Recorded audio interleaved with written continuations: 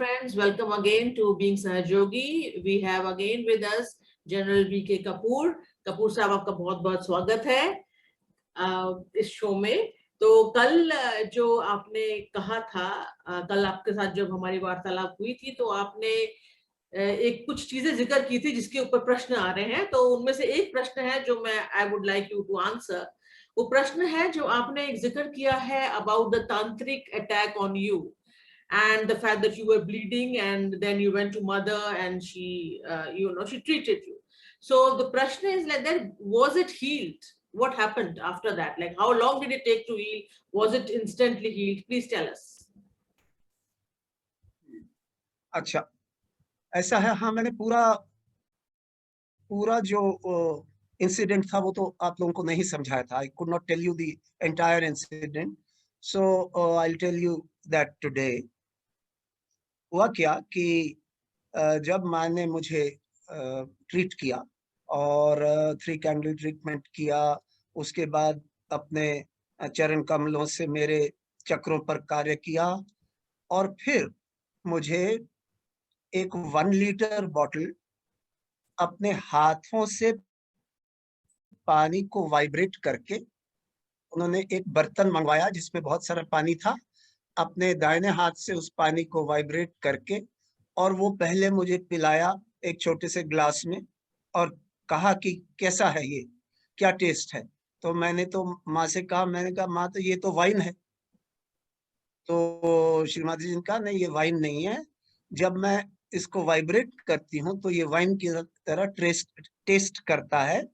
और Jesus Christ ने भी तो यही किया था, ईसा मसीह ने भी यही किया था एक शादी के अंदर। तो लोगों ने समझा कि वो वाइन बनाई है, बट वो वाइन नहीं है, वो अंगूरों का रस है जो कि वाइब्रेशन से बन सकता है। तो माँ ने कहा कि ये जो बोतल मैं भर के दे रही हूँ, जब ये बोतल आधी हो जाती है तो नॉर्मल पानी भर देना और इसी पानी को पीते रहना। सो मैंने वो पानी उसके बाद भी मैंने मंगवाया माँ से वाइब्रेटेड पानी, और तकरीबन 6-7 साल वही पानी पिया। कभी कभी बाहर का पानी पीता था, नहीं तो वही पानी पीता था, क्योंकि नाभि इतनी खराब हो चुकी थी तो वाइब्रेटेड पानी ही पीता था। और आपने अगर माँ का एक प्रवचन सुना है जिसमें माँ ने कहा है कि जो वाइब्रेटेड पानी है वो नाभि के हर प्रॉब्लम को दूर कर सकता है। और हमारे अंदर वो विश्वास नहीं है कि हम केवल अगर हमें कोई नाभि का प्रॉब्लम है तो हमें, और खास तौर से अगर सीरियस प्रॉब्लम है, तो वाइब्रेटेड पानी ही पीना चाहिए। जब आप पानी को वाइब्रेट करके पीते हैं तो आपके अंदर कुछ नाभि में स्पिरिचुअल इफेक्ट्स होते हैं जिससे आपके प्रॉब्लम, नाभि के प्रॉब्लम दूर हो जाते हैं। सो मैं उनको एडवाइस करूंगा जिनके नाभि में प्रॉब्लम है, पेट में प्रॉब्लम रहते हैं, कि आप वाइब्रेटेड पानी पीजिए। बट ये लॉन्ग टर्म ट्रीटमेंट है, ये 1-2 दिनों में ठीक होने वाला ट्रीटमेंट नहीं है। इसको लॉन्ग टर्म के लिए आपको ये पानी पीना पड़ेगा। इसका मतलब you will have to use this vibrated water and drink this vibrated water for a long time, maybe a couple of months, maybe a couple of years. That depends upon your disease. अच्छा, एक तो ये चीज नहीं मैंने बताई कल। दूसरा ये था कि जब मैं वापस गया और माँ ने बताया था कि जब आप ध्यान करोगे पहले 3 कैंडल ट्रीटमेंट करोगे, फिर अपनी शक्ति को उठाओगे, बंधन लोगे और ध्यान करोगे। सो पहले मैं हमेशा 3 कैंडल ट्रीटमेंट करता था 15-20 मिनट, लेफ्ट साइड को क्लियर करने के लिए गणेश श्री गणेश अथर्व शीर्ष के साथ, और फिर मैं ध्यान करता था। और ये प्रैक्टिस मैंने बहुत सालों कंटिन्यू करी। पहले 3 कैंडल, फिर जब मैं वापस गया और ये किया तो ब्लीडिंग तो कम हो गई बट बिल्कुल बंद नहीं हुई। तो जब फिर से मैंने माँ को मैसेज भेजा कि ऐसा ऐसा प्रॉब्लम है, तो मैंने कहा कि आप किसी जो भी यहाँ पर आ सकता है दिल्ली, उसको भेजो।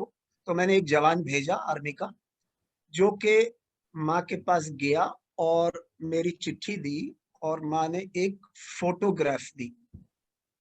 वो फोटोग्राफ माँ ने कहा कि जब आप इस फोटोग्राफ के सामने ध्यान करते हो तो अपना स्वादिष्टान फोटो की तरफ करके ध्यान करना। इसका मतलब मेरी पीठ जो है वो फोटो की तरफ करके ध्यान करना,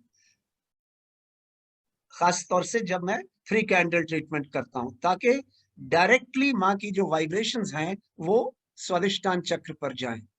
तो आप ये समझिए कि आज के दिन हम किसी सहयोगी को अगर ये बताएं तो वो कहेगा तो आप तो डिवाइन प्रोटोकॉल के अगेंस्ट जा रहे हैं। तो माँ ने कहा कि आपको ऐसे लगेगा कि आप मेरे प्रोटोकॉल के खिलाफ जा रहे हो, तो आप मेरे से माफी मांग लेना, और माफी मांगते हुए ये करना। और यही हुआ। 2 दिन ये ध्यान किया इस फोटो के साथ, ब्लीडिंग बिल्कुल बंद हो गई, स्टॉप हो गई। उसके बाद मैंने ये ट्रीटमेंट कंटिन्यू रखा, क्योंकि लेफ्ट साइड कमजोर हो गई थी। तो और लेफ्ट साइड जब कमजोर हो जाती है तो आप बहुत ज्यादा कैच करते हैं, यू बिकम वेरी सेंसिटिव। सो आप बहुत कैच करते हैं, लेफ्ट स्वादिष्टान पे कैच करते हैं और मूलाधार पर कैच करते हैं। सो इसलिए फिर मैंने बहुत दिन यही फॉलो किया कि पहले 3 कैंडल ट्रीटमेंट करता था, लेफ्ट साइड को क्लियर करता था, उसके बाद ध्यान करता। पर ये तपस्या जो है मेरे लिए कोई खास मुश्किल नहीं रही, क्योंकि वाइब्रेशंस इतनी स्ट्रांग होती थी कि उन्हीं वाइब्रेशंस के अंदर माँ के प्यार में, माँ की भक्ति में लीन हो जाते थे।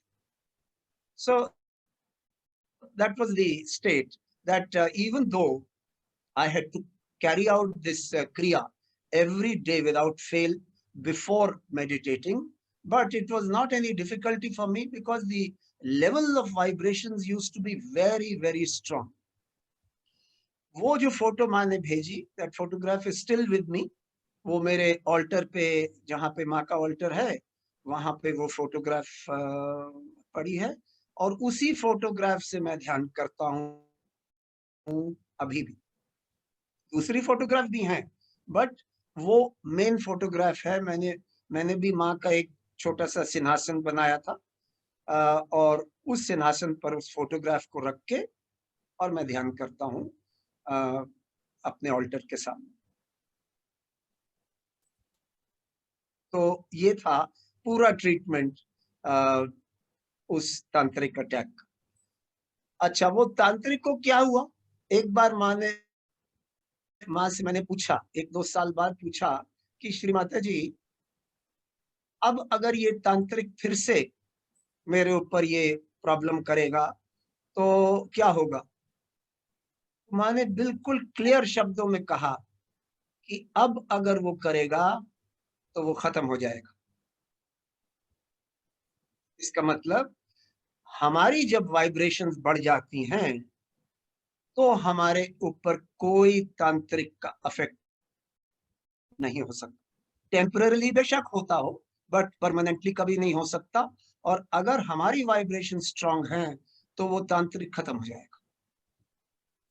तो ये माने समझाया। हाँ, एक बात और मैं जो मुझे याद आती है, जब मैं दिल्ली गया था, when I went to Delhi and my wife was sitting next to me, next to Shri Mata जी, तो मेरी वाइफ ने पूछा कि श्री माता जी, सहज योग में आने के बाद ये तांत्रिक अटैक क्यों हुआ? तो पता है श्री माता जी ने क्या कहा? बहुत गंभीर हो गई माँ। She became very serious and very seriously she looked at me and at my wife and और कहा कि जो परमात्मा के राज्य में आना चाहते हैं उनका टेस्ट तो होगा। कईयों का टेस्ट दूसरों से कठिन होता है। इसके बाद हमने सवाल नहीं किया। तो आप समझ सकते हैं कि अभी भी आजकल भी जो सहयोगी हैं, अगर उनके सामने कोई मुश्किलात आती है तो घबराना नहीं चाहिए, यही समझना चाहिए कि ये हमारे लिए एक चैलेंज है और इस चैलेंज को हमने इसके ऊपर उठना है। हमेशा याद रखना है कि जब आप बहुत सीरियसली ध्यान की गहराई में जाना चाहते हैं, तो हो सकता है आपका भी टेस्ट हो, और जब वो टेस्ट होता है तो घबराना नहीं है, उसमें सफल होना है। तो ये है। Okay, so that was a very good reply of the tantric practice, because especially since I belong to Kolkata, and Shri Mataji has said herself that Kolkata, West Bengal suffers from immense tantric practices and black magic.